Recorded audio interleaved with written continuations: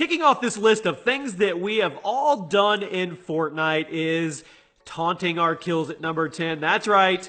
Come on now, in the comments section, circle of trust here, you know you've done it. The gunplay in Fortnite is very satisfying, and getting kills is super rewarding, both in the regular video game sense as well as the literal rewards you get for killing someone as they drop all their loot right at your feet. But sometimes we can get caught up in the gunfights and just can't resist flashing an emote or two following a good fight. Now, some people will flash the wave or the heart emote after a good, respectable fight, but others will get cocky with it and throw out a dance or even the dreaded salt emote after killing everyone. Regardless of what your go-to emote is in Fortnite, I'm sure we have all taunted our kills at least once.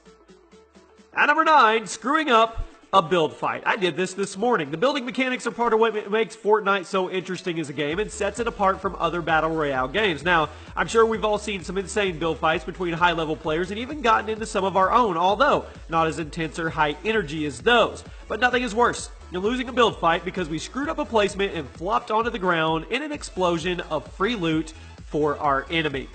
At number 8, Rode the Storm. Now, riding the storm is a tactic in which someone just hangs out at the edge of the storm, avoids confrontation, and then tries to win the game just by killing the last couple people in the lobby. Riding the storm is pretty looked down upon as a wimpy tactic, but I'm sure we've all done it from time to time, maybe just for a little while so we could lock in that top 10, or maybe that top 5 placement, or maybe that first victory royale. Let me know. At number 7, died and tilted and complained afterwards. Tilted Towers is the most populated and bloodthirsty area of the entire Fortnite map. It's got tons and tons of loot, but that always leads to 30 or 40 people dropping there at a time in an effort to be the one who comes out on top, and it is set for the remainder of the game. Landing in Tilted is a ton of fun, and you definitely get in some exciting fights, but you can't land there and then be surprised or shocked if you die. If you decide to drop Tilted, you have to be okay with the possibility of dying immediately.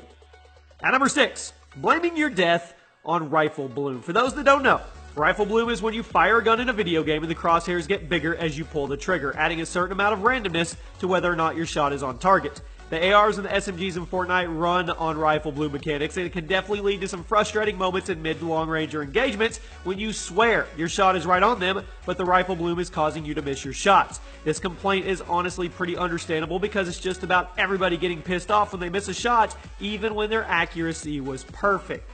Cracking into the top 5, have you ever took pity on someone in solos? The Fortnite community is pretty awesome, and that often leads to us taking pity on someone who got screwed out of the initial looting phase of a Fortnite match. Because the beginning of a Fortnite game is completely RNG, it can lead to someone dropping in and not getting any weapons to work with, at which point they usually just get gunned down by the nearest person. But sometimes the nearest person takes pity on them and just flashes them an emote and runs off, or even sometimes drops them some materials before running off. And sure, everyone wants to win, but most people also want it to be a fair fight. But then again, you could get banned if you do this because they would consider that collusion.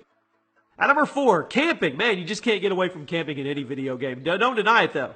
You've done it at some point in your career. As much as we all hate campers, Fortnite is one of the games where we've all done it. After all, the whole point of the game is to survive as long as possible, so why wouldn't you camp, right? As the game has evolved and gotten bigger, camping has been more and more looked down upon because of the fast-paced nature of Fortnite compared to other Battle Royale games, but we've all still done it.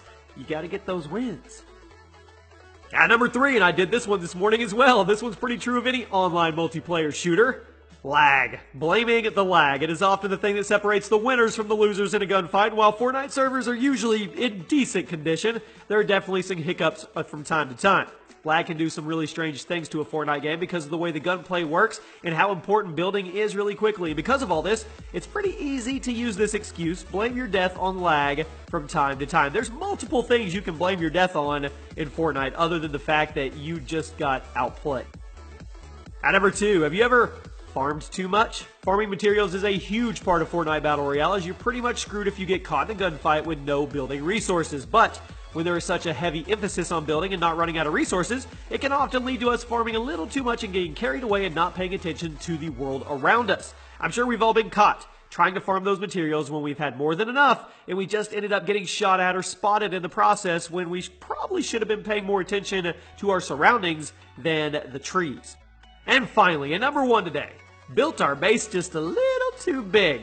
This is probably the number 1 noob mistake in Fortnite, and I'm sure we've all done it. When you first learn how to build a fort or a tower, it's pretty easy to get a little carried away. After all, we feel awesome when we finally get the building mechanics down. We figure it out like the pros do, right? But That often leads to us building way too high and either dying from it getting knocked down or dying because we fell off or just dying because we spent all our resources building that base and then getting stuck outside the safe zones with no materials. Big bases are cool, but that's about it.